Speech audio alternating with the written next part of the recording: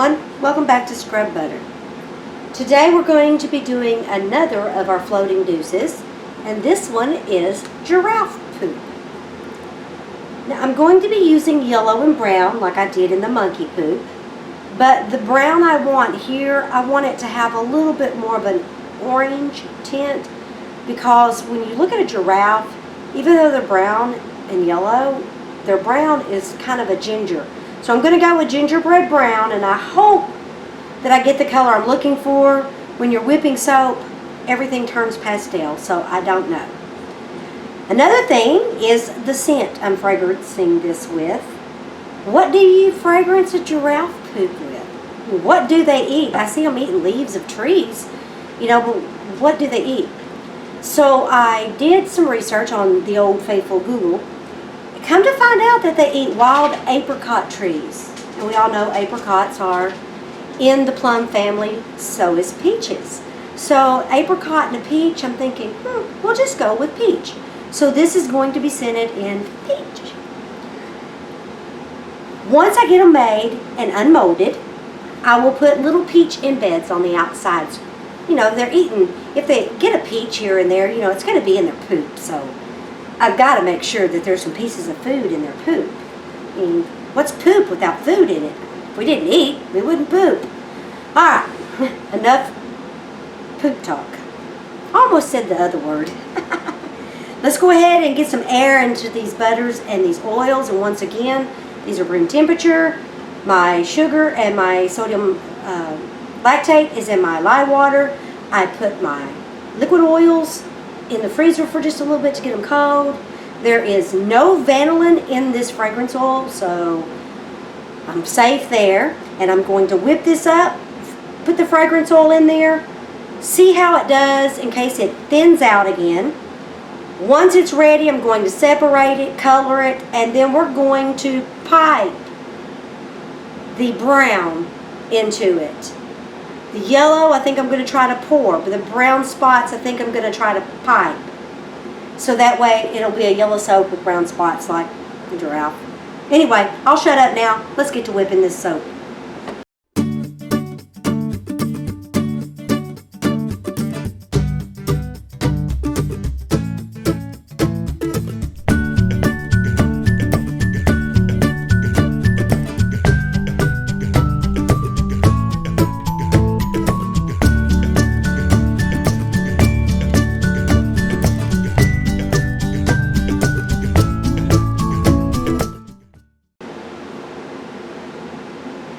I just wanted to stop and say that I'm beating these, and yes, it is putting air into it, but more than anything, it's smoothing out the butters and the oils because they get lumpy.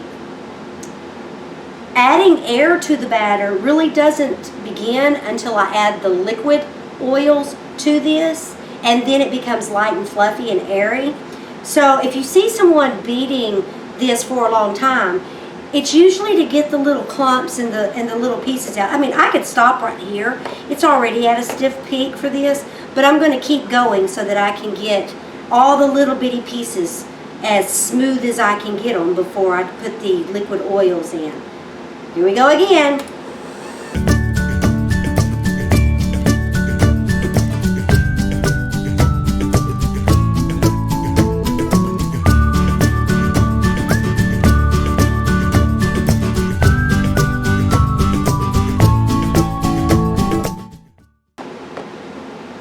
I like to stop it right here because I have to get every drop. Ooh, almost dropped it into the batter. Every drop of this liquid in here. Because my calculations of lye and water are for every gram. And I do measure everything in grams. I like to get as accurate as possible.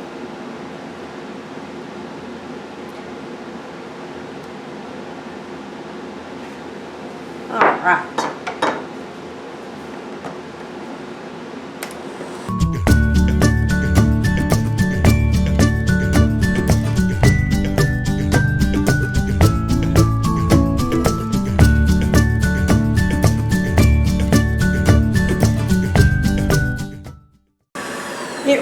doesn't take long to get it thick enough to go with and get the air into the soap. But you want to get everything in there for the end before you actually pour your soaps and stuff, because some things can bust your bubbles.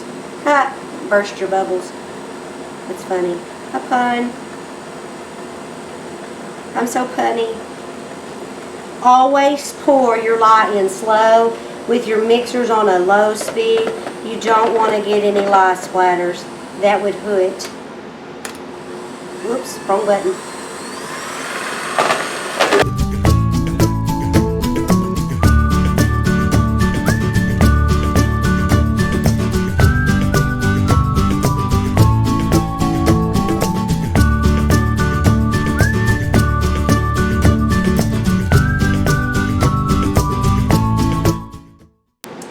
Going to stop it right there and add the fragrance oil. Now, here we're going to find out if it's going to thin it out or if it's still going to be nice and fluffy and we can continue.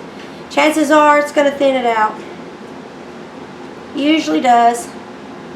Since the whole soap is going to be scented in peach, I'm going to go ahead and scent before I color. Here we go.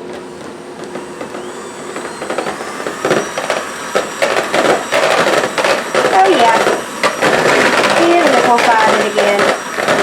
That's okay. We'll get it mixed in there.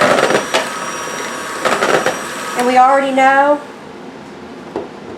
it's not productive to continue to mix. So, just wipe down these sides a little bit. The batter's nice and smooth, so there's no ricing. I don't think this is going to take as long to sit up as the banana and chocolate did on the monkey. But we're going to just let this sit until it thickens. And then we're going to come back, whip a little bit of air in there, separate it out, color it, mold it, and we're done. See you in a few.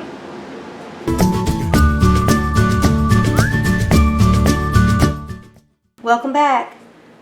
If you've noticed, I've already separated the two colors. And I went ahead and did it while it was still fluid, so it's easier to get it into the bowls. Believe it or not, it set up pretty quick.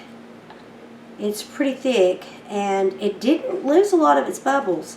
But I'm still going to have to beat it and whip it and get it all taken care of that way too.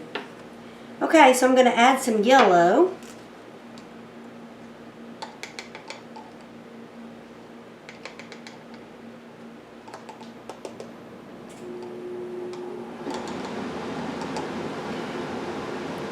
Add some yellow to that one.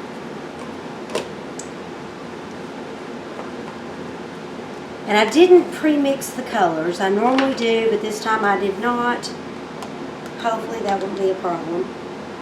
There is the gingerbread brown. Okay. I'm going to go ahead and I'm going to whip it once I get the color in here a little bit, because by stirring I'm popping bubbles. Don't want to pop too many.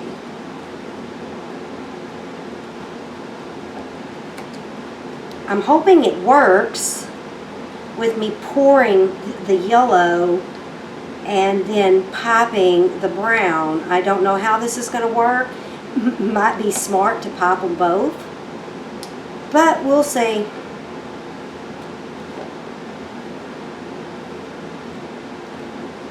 We'll see. Okay, that's good. Let's go ahead and stir this one. Believe it or not, that's still real thick. I may end up having to pop both of them.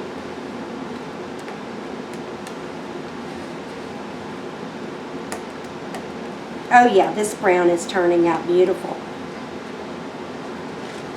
Perfect for what I'm looking for.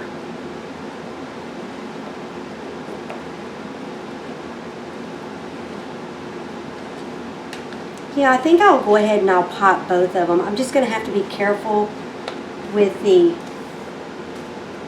I have to be careful with the bouncing it on the table whenever I tap it down to get it leveled. Look at that. Isn't it beautiful? Now you know what those marks are on my cleaning spot. If you ever see marks, it's where I've spilt mica and wiped it up. Got it all over my apron too. Oh well. Like I said, I'm messy. Alright. I want to give these both a good whip. And then I'll put them in piping bags. I'll start with the yellow first because it really doesn't matter if I get yellow in the brown.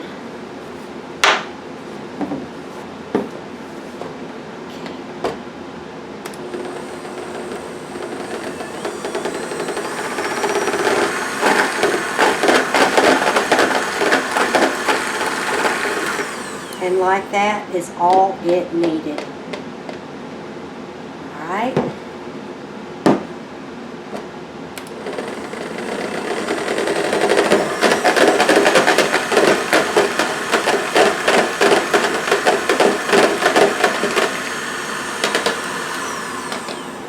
And that is all it needed.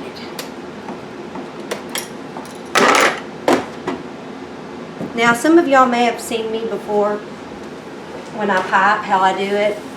I like the less messy way, and I know in the past when I did it, my batter was still too liquid, and it was a battle. This time I think I'm better off. Okay. We'll use the bigger tip. I'm going to use these two different tips, the smaller one for the brown and the bigger one for the yellow. And what I like to do is I like to get this Press and Seal by Glad. Sticky side up, and usually the sticky side is upside down, so you just have to cut it and then flip it over. This helps with cleanup, but it's also a faster and cleaner way of getting it into your bag. Now this is still a little bit liquidy, but it's thick enough and whipped enough to do what I need to do. Hopefully, this won't be a disaster getting it into the bag.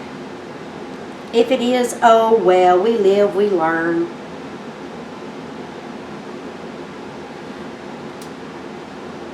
I'm professional at making messes. The rest is just fun. I love making soap. It is so fun. It is relaxing and rewarding at the same time. Okay, once you've got this in there, you just want to take the sides and you want to kind of like put them together and form a roll. And just roll it down. The sticky on the saran wrap actually holds it. Then you want to tie one end off. The other end you can bring it together, but you want to clip that and then slide it into your popping bag. And I don't want to clip it too low because it's probably going to start coming out once I start sliding.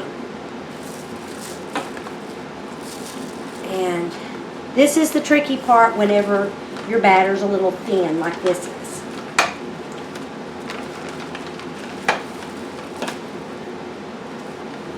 I think on one of the last ones I did, I'm trying to do this where I can get it in there without it coming out that end yet because I don't have the tip end tied. I guess I could tie that and then just pick it up. Get it in there. Okay, set it aside. The tricky thing about this is getting it in there, and when it's a little thin like that, not letting it come out the other end when your bags are short. These are short little bags. I don't know why I bought these. I think they were on sale. I usually like the bigger bags for something like this. Now we're going to repeat the sticky side up.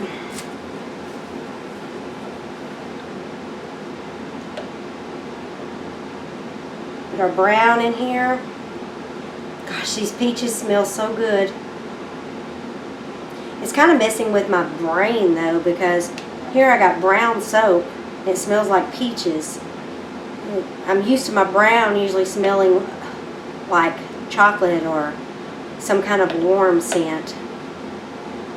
Alright, get it in there. Pull our sides up and twist it down. Twist one end. cut the other end and slide it into our piping bag.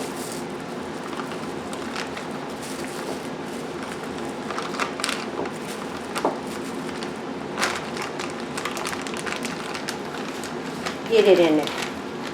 There we go. That one went in better. Get this one in there a little bit better. Alright. I think the yellow one, the end kind of curled on me. Alright. Here we got the poop emoji pan. There we go. That might help. And what I'm going to do is I'm going to squeeze the yellow in at the just so that the top of the soap is yellow.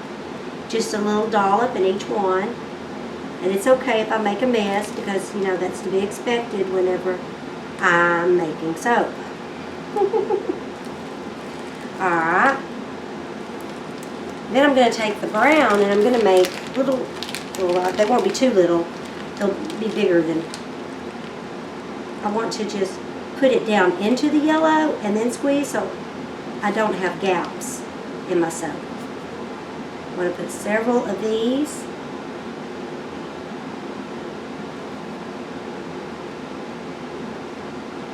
I want the air bubbles, but I don't want gaps in my soap.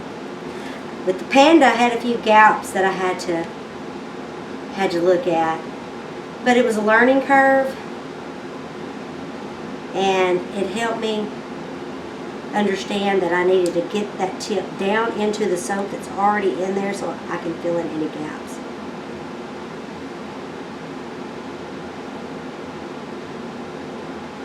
Alright. Now we're going to put yellow on top of that. Cover it.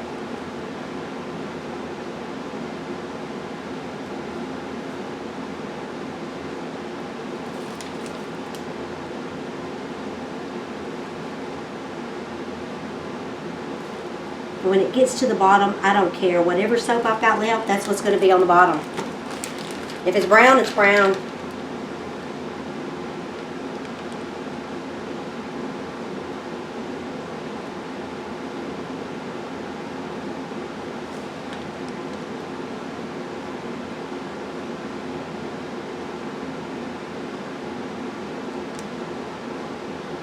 I'm honestly thinking this one's my favorite one so far. I love the way this one's coming along. Even though I do love that panda, that bamboo is just absolutely adorable.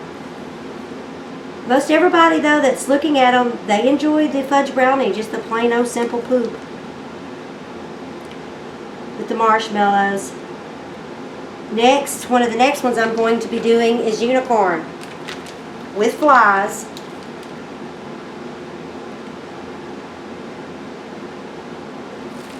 Some of these might be different on bottom because I am running out of yellow. That's okay. We'll get what we can in here. If I don't waste it all on the mold. Because I still have a scraping process I have to do. And some of that can be added back into the soap. And then I'll finish off with some of the brown. But I'd love to get some of this yellow on all of them. Let's see if I can't press some of this out.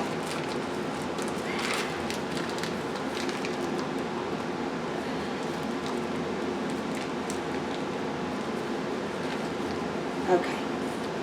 That's it for that one. Now,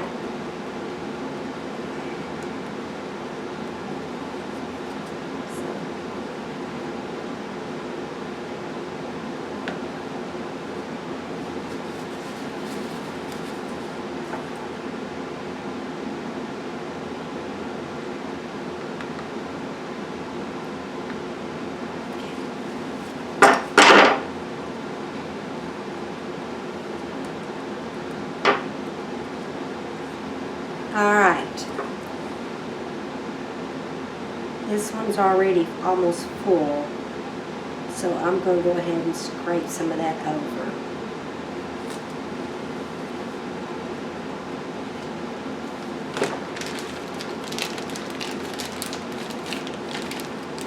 And let's see. We just need enough to fill the molds. That one's full.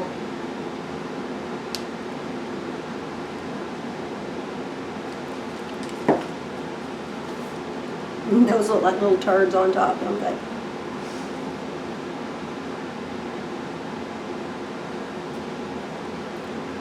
Okay, that one can get a little bit more. My table's just a little unleveled, so when I finish these on camera, I usually take them over to a level spot and make sure everything is more level. And just kind of smear it.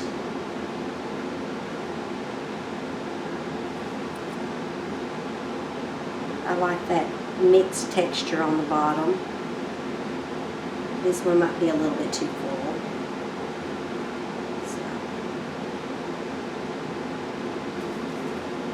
we'll scrape it over into this one. And just like before, I'll take any of the excess and I will put it in a separate mold for me to test and see if it floats.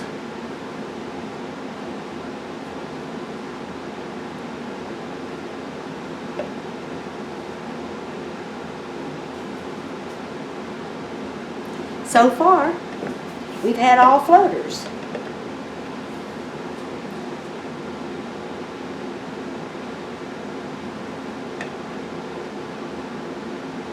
All right, and there we have it. I'll clean up this mold and set it aside and let it sit up, and then before I take it out of this little emoji mold, I will put it in the refrigerator for about 30 minutes, and then they'll pop out nice and clean. And I'll show you the finished picture after I put the little peaches and the flies on it. Y'all have a great day, and thanks for watching.